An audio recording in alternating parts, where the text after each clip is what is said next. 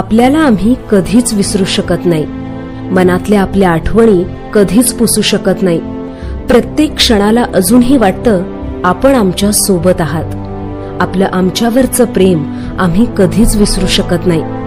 जितके कडक होतात तितकीच केली माया सर्वांवर. म्हणूनच आपल्यातली आपुलकी कधीच विसरता येणार नाही. आज आपण आमच्यात नसला तरी सदैव आपल्या आठवणी मनात राहतील. आयुष्याच्या या वाटेत आपले मौलिक विचार नेहमीच सर्वांना प्रेरणा देतील. पुण्यस्मरणाला भावपूर्ण श्रद्धांजली.